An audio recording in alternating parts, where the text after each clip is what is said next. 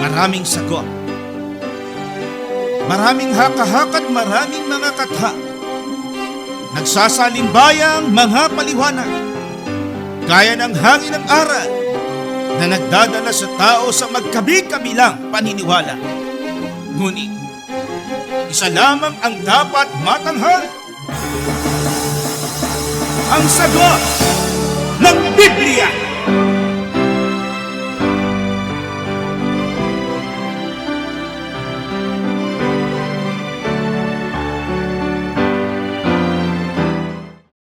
Gaya po ng inyong narinig, mga giliw naming taga-subaybay sa palatuntunang ito na ang kabanal-banalan. Ang bahagi pong ito ng ating programa ay pinamagatan po nating ang sagot ng Biblia. Welcome po mga mahal naming mga taga-subaybay dito po sa ating segment, portion na pinamagatang ang sagot ng Biblia. And let me remind you, ito po ay bahagi pa rin ng pangkalahatang pagpoprograma po natin under the umbrella na ang kabanal-banalan. Sa pangasiwa po ng kabanal-banalang Iglesia ng Diyos kay Kristo Jesus. Narito po mga kaibigan, ang mga numero na pwede nyo pong padalhan ng inyong mga mensahe dahil ito nga po ay ang sagot ng Biblia.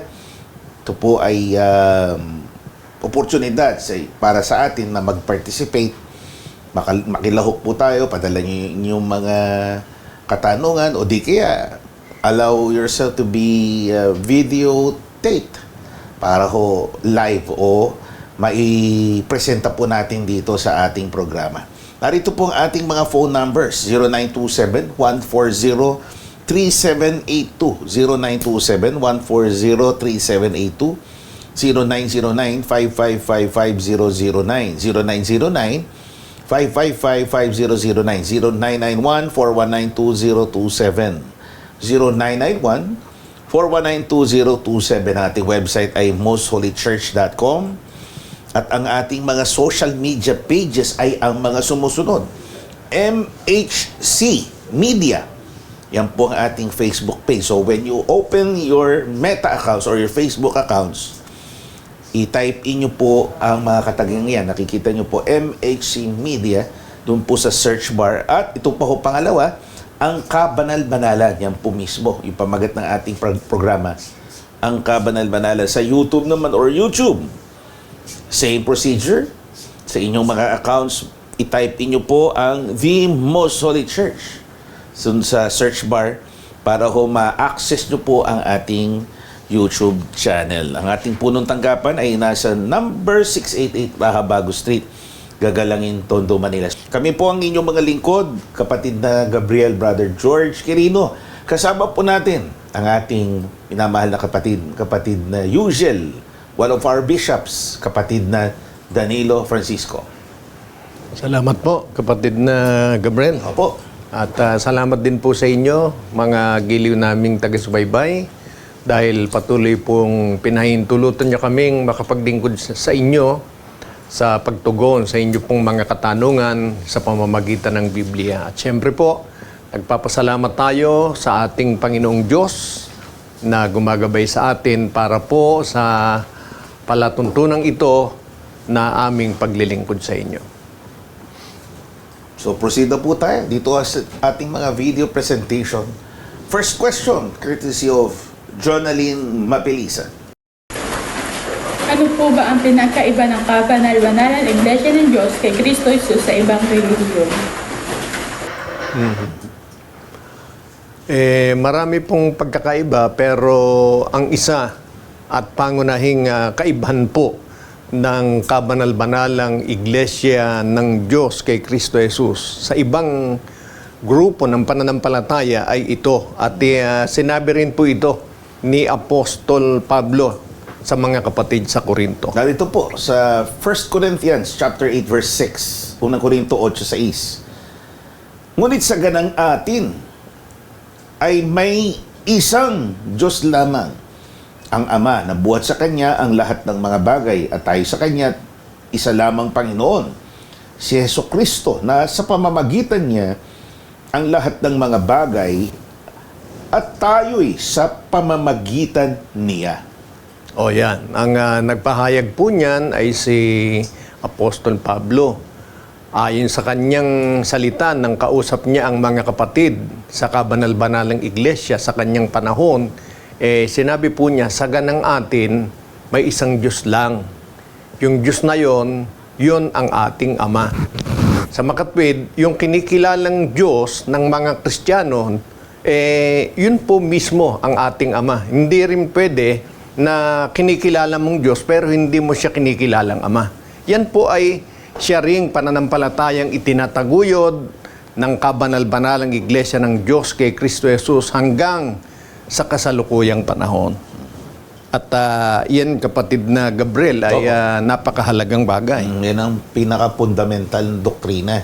So kung may similarity man sa iba, pero ito yung malaking kaibahan dahil sa iba na nagpapakilalang Kristiyano, mga religious organizations, they call themselves as Christian denominations, and yet iba ho ang Panginoong Kristo Jesus, o merong tinatawag na Trinity, merong tinatawag na superior or inferior God na kinikilala, hindi po yun tayo. So yun ang big difference po natin, yung malaking kaiba natin. We remain steadfast in the faith, tayo pinananatili sa isang pananampalataya. Sa kabanal-banalang iglesia, isa lamang ang kinikilalang Diyos. Ito ay ang ating Ama.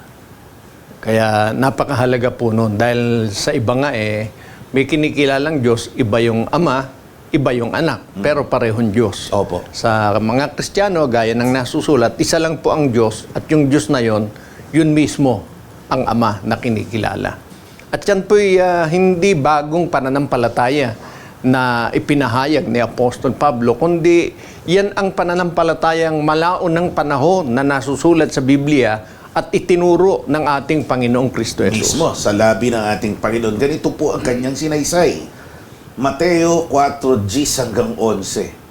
Nang magkagay sinabi sa kanya ni Jesus, "Humayo ka, Satanas, sapagkat nasusulat, sa Panginoon mong Diyos sasamba ka, at siya lamang ang iyong paglilingkuran." Nang magkagay iniwan siya ng dyablo, narito, nagsidating ang mga anghel at siya'y pinaglingkuran. Yan. Napakalinaw, Miss Jonalyn, ang nadinig natin, di ba? Itinuro ng ating Panginoong Kristo Jesus ang nasusulat. Ibig sabihin ng nasusulat, hindi niya sinasabi yon na bagong salita. Nakasulat na sa Biblia, bago pa siya magkatawang tao. Ano ang nakasulat? Sa Panginoon mong Diyos. Hindi sa Panginoon na hindi naman Diyos. Opo. Sa Panginoon mo na Diyos. Yun ang ibig sabihin. Sasamba ka. Siya lang ang iyong paglilingkuran. Hindi Opo. pwedeng sa larangan ng pagdilingkod sa Diyos, marami tayong Diyos na pinaglilingkuran. Kailangan po isa lang.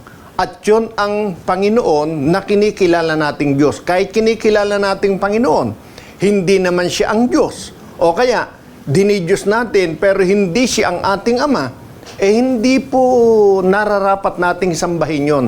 Ang nakasulat po, ang Diyos na Panginoon, na yun ang ating Ama, yun lang. Sabi ng Panginoong Kristo Jesus, ang ating sasambahin, yun lang ang ating paglilingkuran. Kaya yun ang ating pinaninindigan. Opo. At yun nga, inakala ng iba na nagtuturo ng ibang doktrina ang ating Panginoong Hesus, binigyan din nga niya ang malaong panahon ng nasusulat Opo. na sinabi niya kahit noong pang mga kanununuan natin, tayong mga Hudyo na nagkakasama ngayon, sinabi niya na iisa lamang ang dapat sambahin. So ang kanyang binibigang emphasis, ito'y isang monoteismong pananampalataya. Isa lang talagang Diyos na dapat sambahin at dapat na paglingkuran. Opo. At bagaman hindi nabasa yung salitang isa lang, matitiyak naming isa lang. Kasi ang nakasulat, siya lamang. Opo. Pag sinabing siya lamang, hindi marami yun. Isa lang yun. Opo. Yun. Kaya sa kabanal-banalang iglesia, isa lang ang Diyos na sinasamba at pinaglilingkuran. Yun nga po ang Diyos na kinikilala mula pa ng una. At kung sino po yun, malinaw naman sa versikulo 11, Opo. yun ang nang bumaba ang mga anghel, pinaglingkuran nila. Opo. Walang iba kundi ang Panginoong Kristo Jesus. So nandun yung mga absolutes na ginamit, mga superlatives, ika nga, na ginamit. Siya lamang ang dapat na paglingkuran. Afterwards, yung kasunod na talata sinasabi, nagsidatingan ng mga anghel, at siya, referring to Christ, siya ay pinaglingkuran. So, in one breath, ika nga, sa isang hanay ng pangungusap, pinapakilala po sa atin dito kung sino yung nag-iisang Diyos na dapat sambahin at paglingkuran. Ang revelasyong ito at tinutukoy ay walang iba kundi ang ating Panginoong Kristo Jesus. Hindi naman maaaring sabihin, kapatid na Gabriel, na baka nagkamali mga anghel.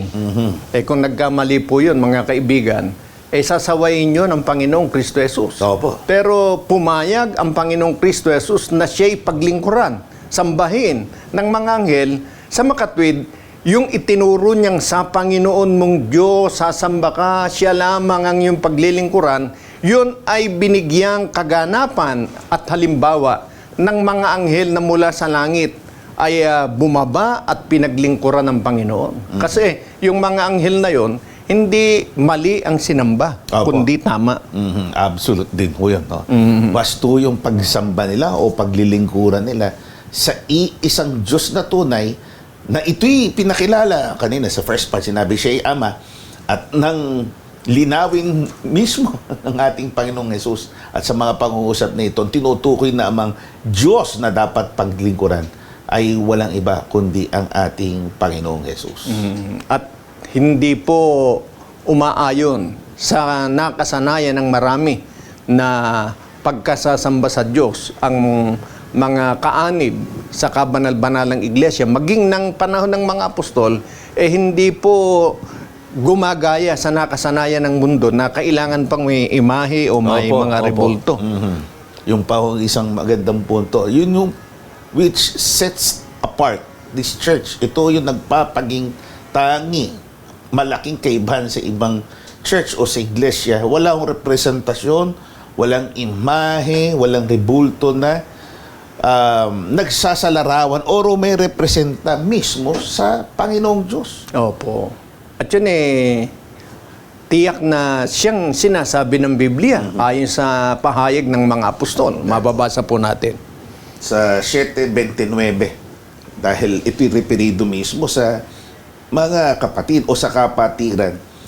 Ang tanong ni Sister Jonalyn, pinagkaiba ng kabanal-banalang iglesia, ito yun. Sila yung may ganitong pananampalataya na mula pa noon ay pinangahawakan.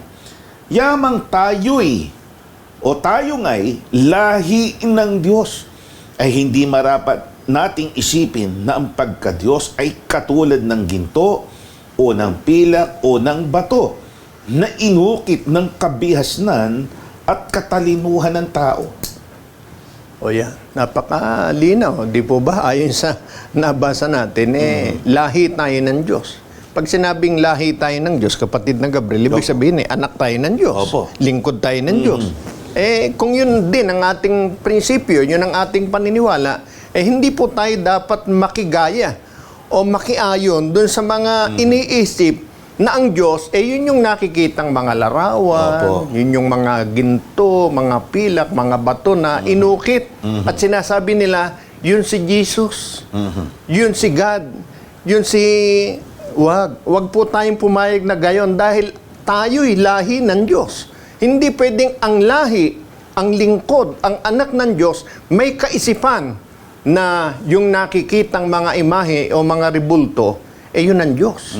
O kaya, yun ang kailangan sa paglilingkod o pagsamba sa Diyos. Hindi po ganyan ang kabanal-banalang iglesia mula pa noong una sa panahon ng mga apostol hanggang sa kasalukuyan. Napakahigpit po niyan. Kaya, bear in mind, Sister Jonalyn, yun ang malaking kaibahan. Marami pa ho So, yun ang pamanik natin kay Sister. If you want to know more about the difference between the Most Holy Church of God in Christ Jesus sa ibang mga relihiyon, please continue learning, continue to cooperate o makinig po kayo ng patuloy na mga lectures Bible courses na pinaglilingkod po ng kabanal-banalang iglesia to learn more about the differences between the church, the true church, at yung ibang mga iglesia. Opo. Salamat po. Sana'y nakatulong po kami sa inyong ginagawang pagsusuri.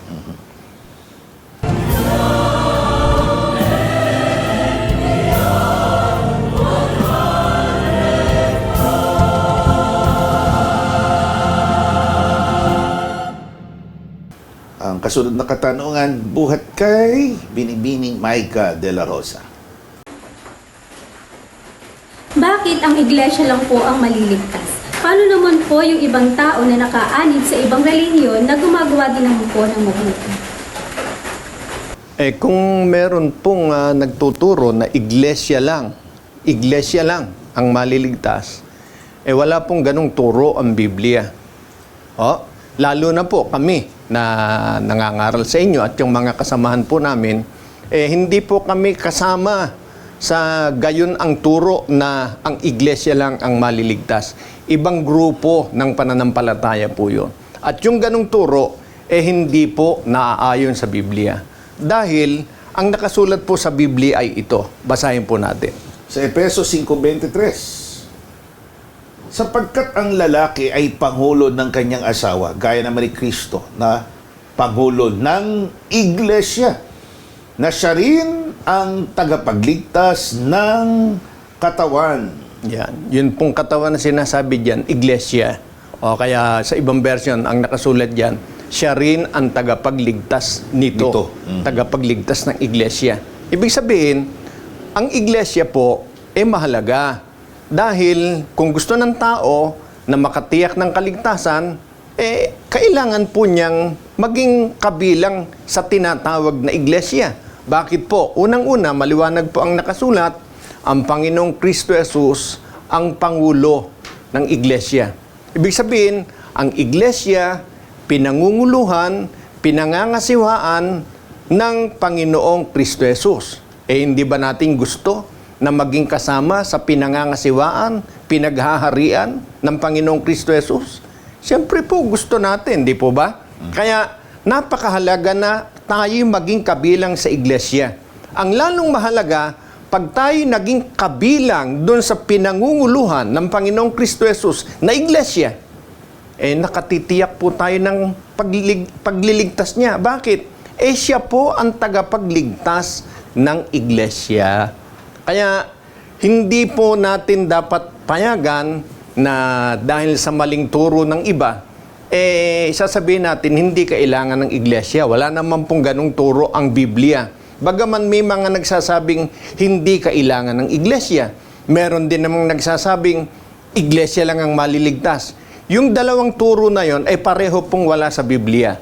Ang nasa Biblia po, ang iglesia, kung tayo maging kabilang dito, pangunguluhan tayo ni Kristo at makatitiyak tayo ng pagliligtas ng Panginoong Hesukristo.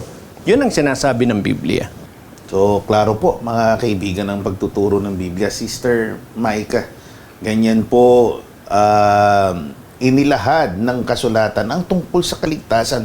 So, misinterpret po kasi ang kabanal-banalang iglesia, we may sound selfish na parang kami lang inangkin na natin ng kaligtasan, samantalang yung iba very concerned sa mga tao na hindi nakapakikinig, nasa labas ng kanilang church. Kaya nga ang tawag sa kanila we preach full gospel even though they are outside our community. Kasama sila sa preaching na ito, kasama sila sa aming mga prayers para sila maligtas. It's not that kami po pinagkakait natin yung kaligtasan na yun, na parang it's an exclusive thing ng iglesia o ang paraang ito na nakasulat sa Biblia, yun lang ang paraan ng pagliligtas, mga kaibigan. And parang kami tumitindig na humuhusga dun sa mga hindi maging kabilang ng kabanal-banalang iglesia. Bagaman meron pong ganon ang turo na talagang pag hindi ka umanib sa iglesyang kanilang ipinangangaral, hindi ka talaga maliligtas. Opo. Yun ang kanilang sinasabi. Hindi po kami kasama doon. Hindi po ganon ang turo ng Biblia. Dahil ang turo po ng Biblia, talagang kailangan pong ang tao maging kabilang sa iglesyang pinangunguluhan ng Panginoong Kristo Jesus. Pero pagka hindi ka naging kabilang doon, nakasulat din sa Biblia kung ano magiging kalagayan ng tao. So, ang ibig niyo po sabihin, garantisado kung nasa iglesia, ligtas. Opo. Pero yung nasa labas, hindi natin sinasabi. Tinitiyak lang natin kung aling iglesia yun. Opo. Yung iglesia na ang kinikilalang Pangulo, head, sa ibang salita, Ama, ang Panginoong Kristo Jesus. Opo. Pero yung iglesia na ang Panginoong Kristo Jesus, hindi man kinikilalang Ama, hindi kinikilalang head. Kasi yung head, para sa tahanan, yung Ama. Opo. Di ba? Opo. Sa iglesia, ang head, si Kristo, Opo. kaya siya yung kinikilalang Ama. Marami pong church, hindi siya kinikilalang Ama. Hindi siya kinikilalang head. Hindi yun ang sinasabing sa panahon ng pagliligtas, ililigtas ni Kristo. Kundi yung church, na siya ang Pangulo o siya ang Ama. Yun ang ililigtas niya sa panahon ng pagliligtas. Doon po tayo kailangang maging kasama. Paano kung di tayo maging kasama ron? Maliwanag po ang mababasa nating sagot sa Biblia. Narito po sa Easy English Bible version, 1 Corinthians chapter 5 verse 13. Pakinggan po natin mabuti. But God will decide about the people outside who are not Christians. As the Old Testament says, you must send the bad person away from among yourselves. So sa unang bahagi, bigyan natin ng din. Ano po? Ngunit ang Diyos niya ang magdidesisyon o magpapasya sa mga taong nasa labas. Implying, yung nasa labas, merong loob. Na yung nasa loob, ang tawag sa kanila ay mga Kristiyano. Kung hindi sila Kristiyano, hindi sila mananampalataya, hindi sila kabilang sa iglesia, ang Diyos ang magpapasya ng kanilang kapalaran. Kaya halimbawa, hindi kabilang sa kabanal-banalang iglesia, hindi natin pwedeng sabing, hindi sila maliligtas. Wala pong ganong turo ang Biblia. Ang sinasabi po ng Biblia, kung paano tayo makatitiyak ng kaligtasan. Pag wala po sa kabanal-banalang iglesia, ang Diyos po ang magde-decide, magpapasya. Okay, salamat po. Meron pa siyang kasunod na katanungan. Gayunman, bigyan daan natin ang isang awitin po muna ni Sister Yuri Ami Nepomuceno from Muntinlupa City.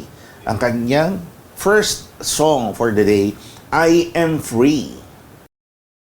Peace be with us po sa lahat ng taga-subaybay ng programang Ang Sagot ng Biblia.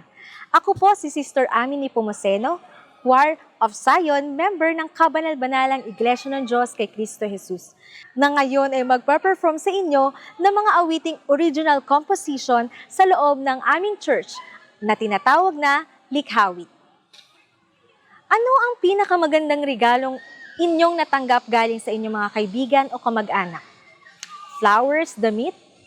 Walang mas gaganda pa sa regalong buhay, lakas, pag-iingat at pananampalataya na bigay ng Panginoon sa atin. Isama pa ang mga tinatangkilik. Sa lahat ng mga ito, ano naman kaya ang magandang regalong pwede nating ibigay sa Kanya? Ito ang kabuuan ng ating pagkatao. Ialay natin sa Kanya ang ating buhay through tireless service. Let's live with integrity and holiness.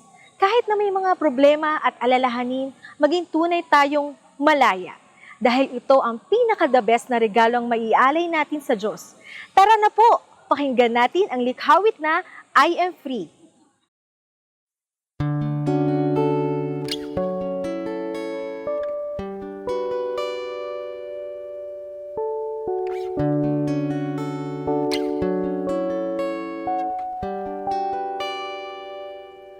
I am free.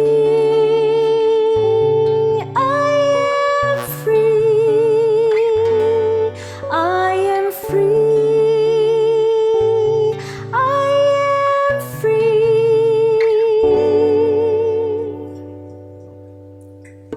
Now my spirit is free, not because of who I am,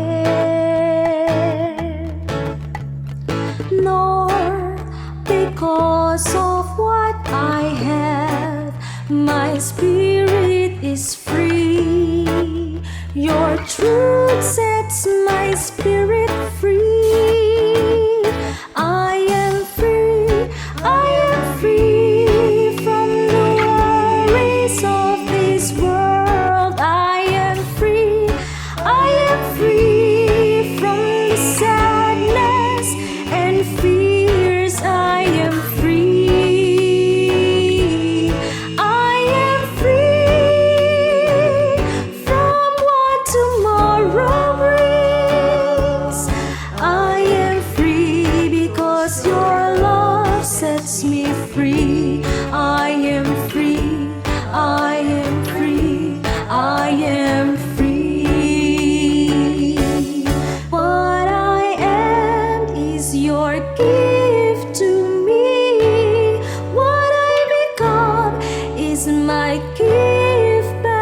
to you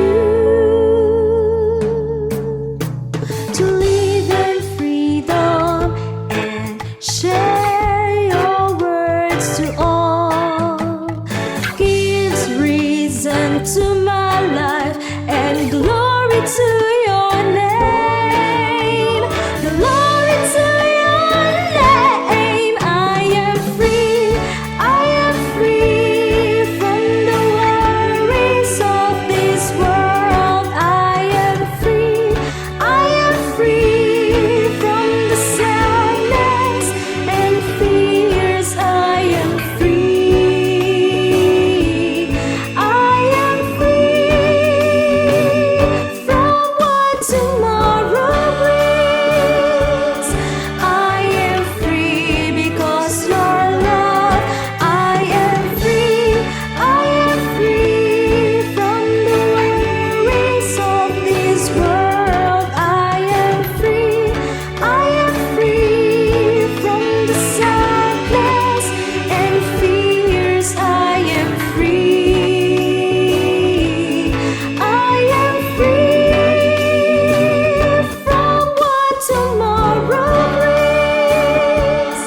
I am free because your love sets me free. I am free. I am free. I am free.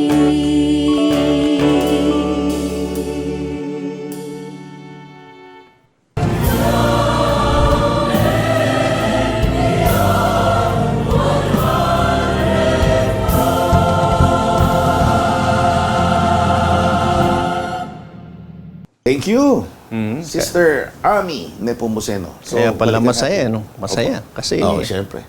I malaya am na free. eh. Malaya ako. Balikan natin si Sister Micah de la Rosa sa kanyang pangalawang katanungan. May ibang relihiyon po na nagsasabi na hindi na po kailangan mag-ikapo. Ano po ba ang totoo at bakit po ito mahalaga? Hindi tanong. Very good question po, Sister Micah. tungkol sa ikapo. May nagsasabi na hindi kailangang mag-ikapo. Hindi natin masisisi yun kung yun ang kanilang sinasabi o paniniwala.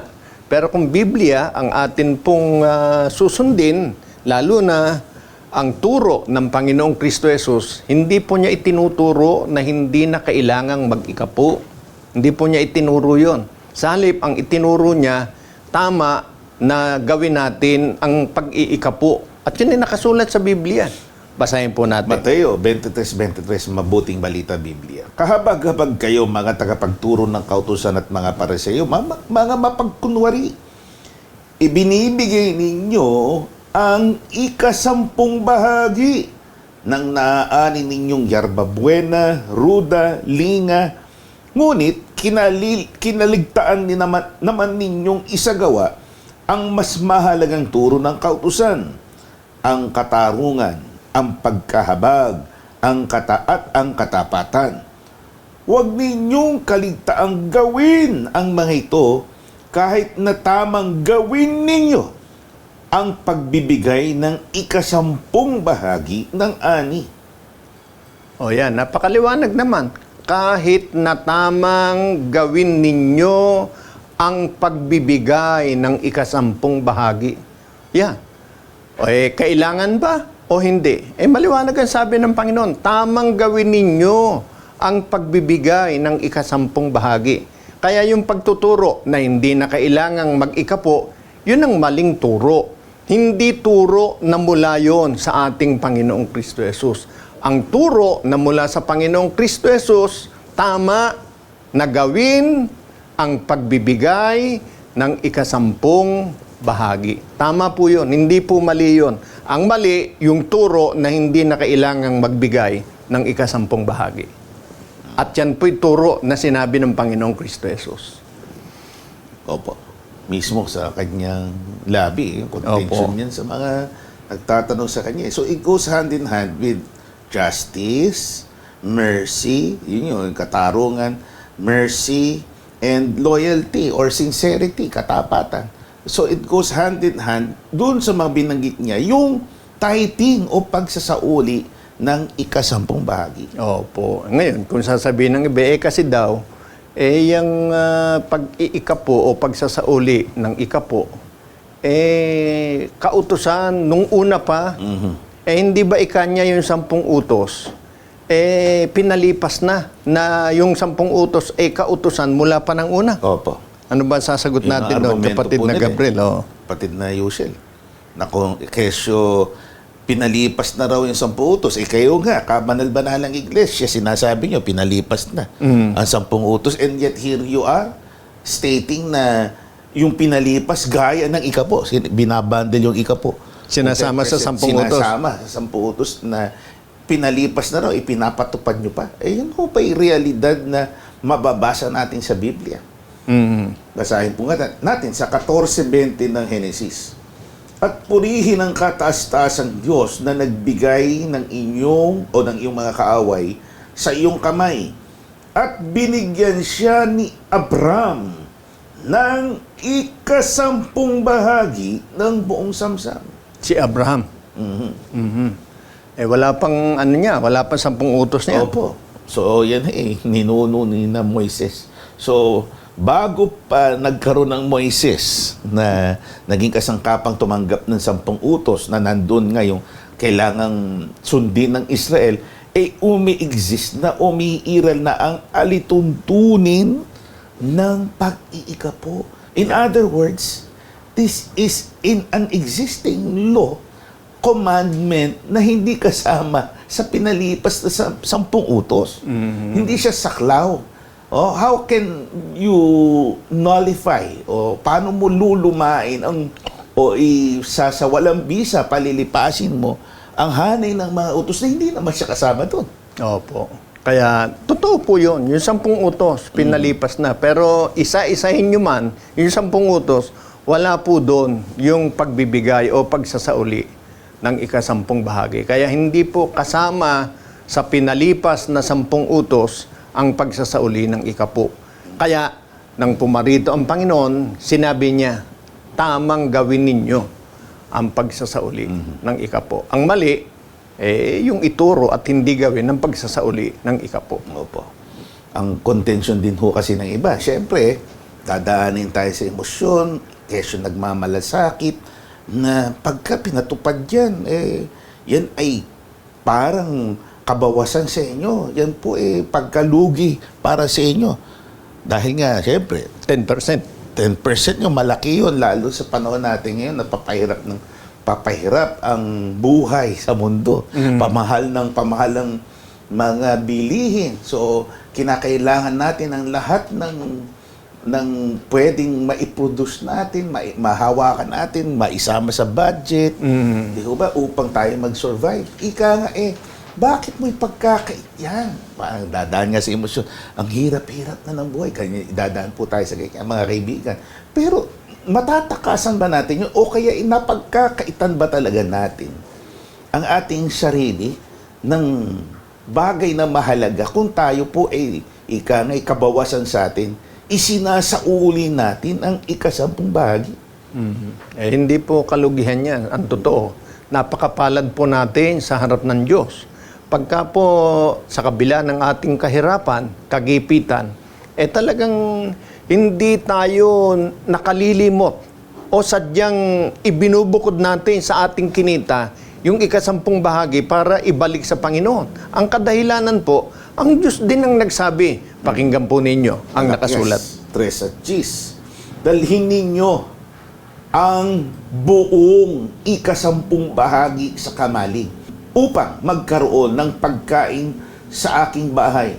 At subukin ninyo ako ngayon sa bagay nito, sabi ng Panginoon. B.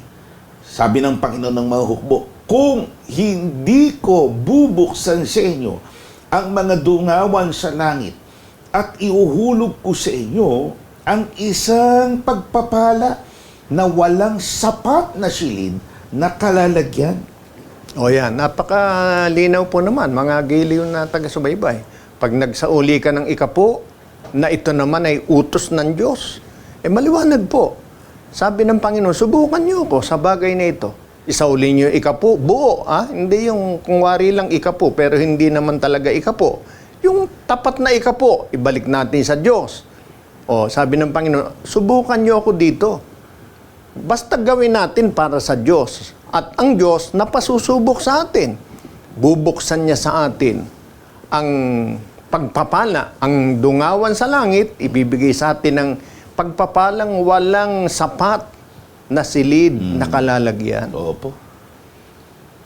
Kaya halimbawa, yung nagsasabi na hindi kailangang mag-ikapo dahil sa hirap ng buhay, lalo po nating isinasara ang pintuan ng pagpapala Opo. doon sa ating mga kababayan na napakahirap ng sitwasyon ng buhay dahil ang pag-iikapo ayon sa Panginoon, nakasulat sa Biblia, yan ang paraan para yung pagpapala na hindi lalaan ng Diyos sa atin, ibigay niya. Para ibigay niya, kailangan buksan ang dungawan sa langit. Para mabuksan, nakasulat, ibigay ninyo ang ika-10 bahagi. Pag tinuturoan nating wag mag-ikapo,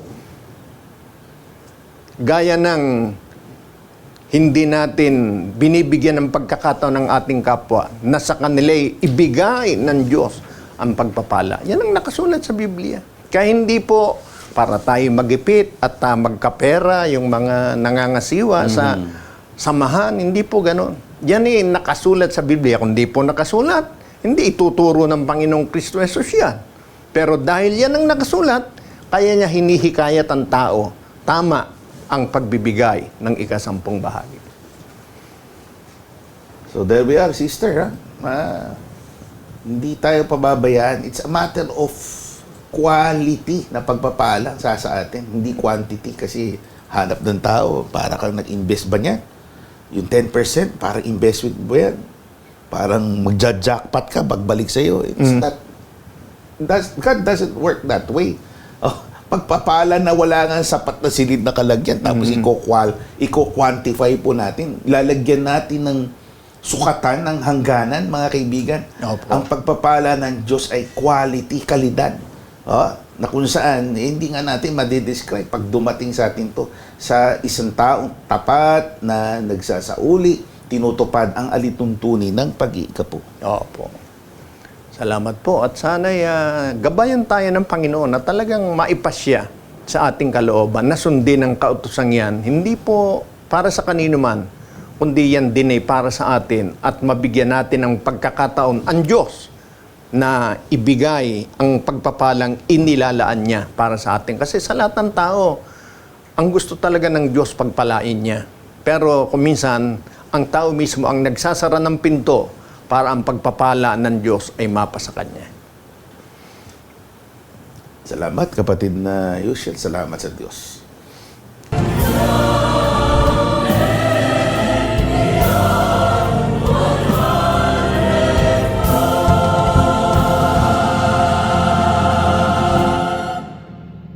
Pakinggan natin, panoorin si Sister Hannah Margaret.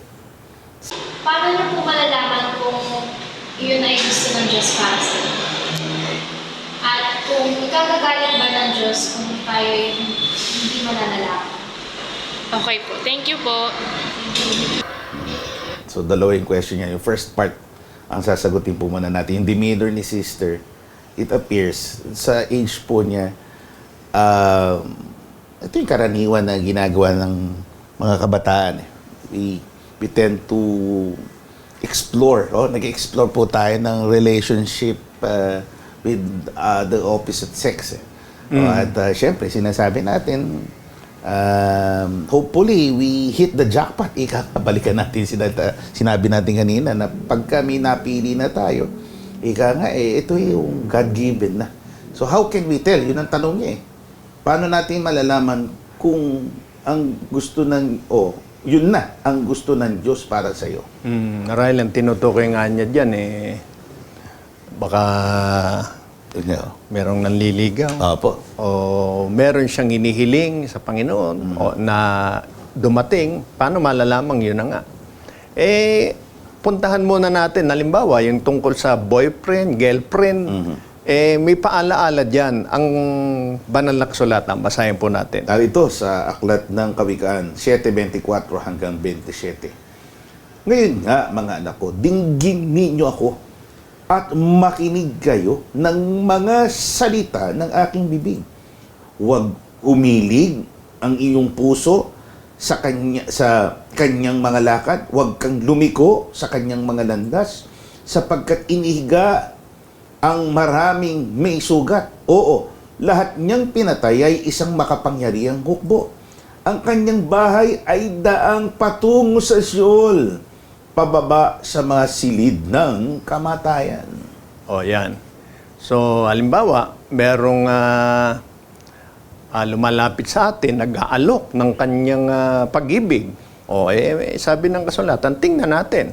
Baka yung daan na pagdadalhan niya sa atin, daan ng kamatayan, tungo sa kapahamakan, hindi natin masasabing yun na nga ang ibinibigay sa atin ng Diyos. Kasi ang Diyos, hindi po gusto na tayo ay mapahamak. Ang gusto ng Diyos sa lahat ng tao, maligtas.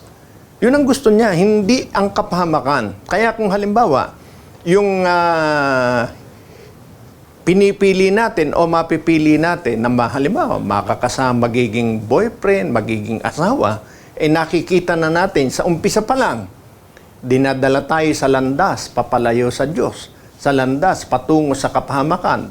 Hinihikayat tayo na gumawa ng masama. Hinihikayat tayo na lumaban sa ating magulang. Hinihikayat tayo na hindi maging mabuting tao. Dun pa lang, malalaman natin, hindi, yun ang bigay ng Diyos. Opo. Yun yung sign. Hindi yung parang may nakita kang Pogi. o kaya may nakita kang mahiwagang palatandaan. O kaya pag tingala mo sa langit, may nakita kang hugis na kung ano, na, this is a sign. Hindi po, ganon. Ang nasa Biblia mismo, tingnan natin mismo yung inuugali nung posible o potential mong maging kasintahan. Kung siya ba magdadala sa iyo sa kapahamakan o sa kabutihan. Opo. Yun ang guide mismo ng Bible. Pag nakita mo, there are telltale signs na bad influence siya. Di ba? BI, ang tawag dun sa iba, bad influence. Na hindi siya, minsan napadadala tayo sa itsura, sa tipuno. Di ba? May ganyan na karaniwan. Hindi naman natin masisisi yung iba. Nadadaan sa pagandahan lalaki, pagandahan babae. Maraming natitili. Pag nakikita po siya, emotionally, nadadala tayo. Di ba? Dahil na-attract tayo. That's the law of attraction.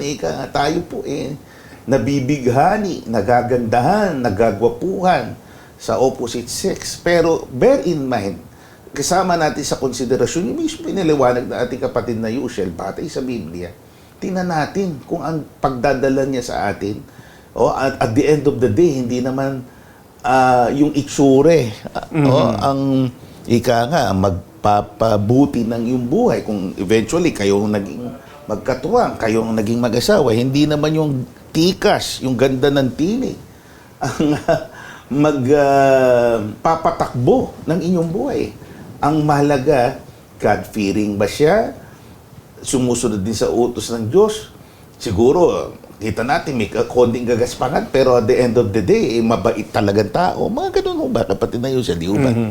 Basta kailangan po matiyak natin, dadalhin ba tayo palapit sa Diyos, palayo sa Diyos? Pagka nakikita mo, masipag ka sa pagsamba, pag siya nakasama mo, unti-unti kang tamad sumamba. Ayun, yung epekto sa'yo. May ministeryo ka, hindi mo nagaganap yung ministeryo mo dahil sa kanya. Opo. Hindi magiging mabuting kasama mo yan sa buhay. Kaya yan po ay mga palatandaan na sinasabi ng banal na kasulatan. Sa anumang bagay na iniisip nating kaloob ng Diyos, tingnan natin yung magiging resulta nito. Kung makabubuti sa atin at patungo sa piling ng Diyos, yun po. Pero kung maglalayo sa atin sa Diyos, hindi natin pwedeng sabihin yun ang kaloob ng ating Panginoong Diyos. Kasi po matalino ang dyablo, may paraan para madaya tayo. At yan sinabi ni Haring Solomon. Dito pa rin sa Kawikaan. Ngayon naman ay sa 31 at 30. Ang lingap ay magdaraya at ang kagandahan ay walang kabuluhan. Ngunit ang babae na natatakot sa Panginoon ay siya'y pupurihin. Yan, mapalalaki, mapababae. Pareho yan Minsan, ang paraan, Wala namang problema sa akin. Ikaw, di basta diyan ka sa iyo, dito ako sa amin, wala tayong pakialaman. Hindi pwedeng ganon. Opo. Kasi in the long run, magkakaroon din ng problema yan.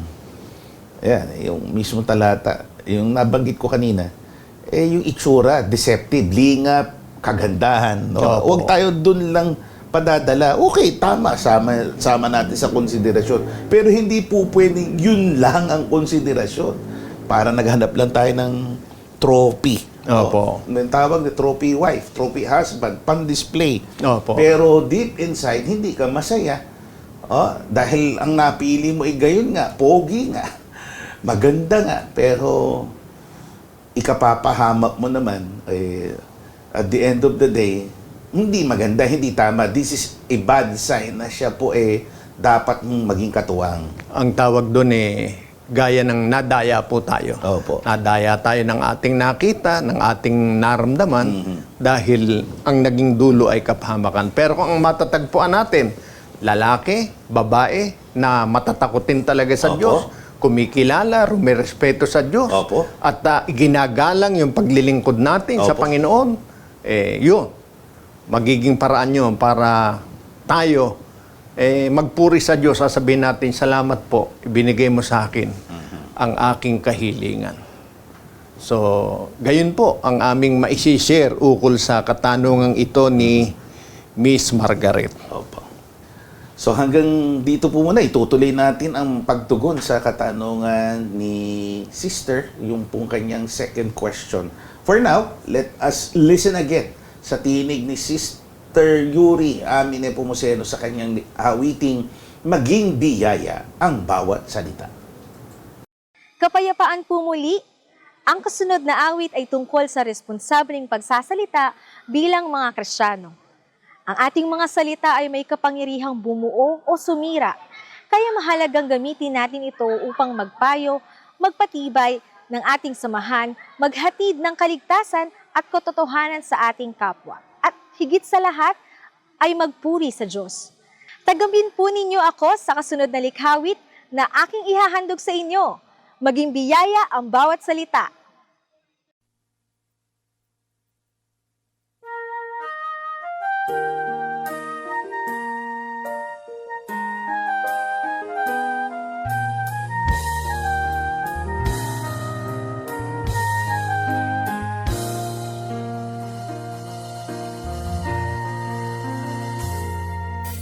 Sa bawat salita, sukatan ng kabanalan. Bawat salita ay magiging kahatulan.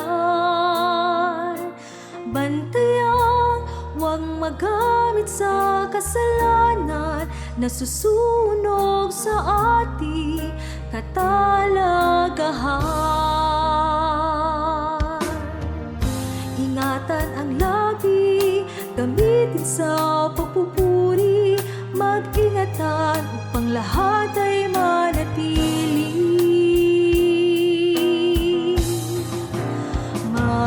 Magkaisang magsalita sa diwa ng pag-ibig at totohanan ay iligit dito sa sandaigdig, sa pagtibay ng bayan, kapwa at kapatiran, pagwalhati sa hari na pailan lang. Maging kasangkapan, maghatid ng kaligtasan, maging biyaya ng Diyos. Sa bawat salita, tayo ay magkaisa.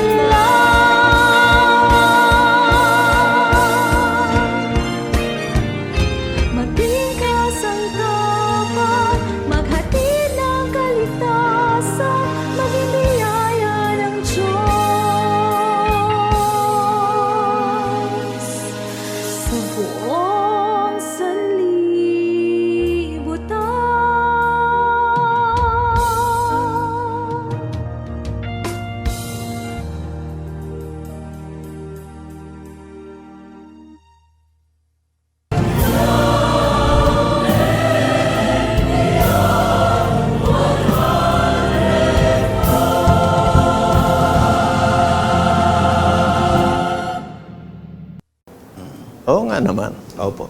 Siyempre, may biyaya. Pagpapala, it's graceful. No? Ang bawat pangungusap na namumutawi sa labi ng Kristiyano. Gustuhin man po natin na tugunin pa ang ibang mga katanungan na ipinaabot sa atin ay sa susunod na pagkakataon po uli. Samantala, ngayon po ay mag-uukol tayo ng panalangin, ng pagpapasalamat sa Diyos. At pamamagitan, ukol po sa ating mga kapatid tulad ni kapatid na Yesaya, kapatid na Tennessee Mateo, na una nagpapasalamat sa lagi nating pananalangin ukol sa Kanya. Mukhang ayon sa Kanyang sulat, message sa atin,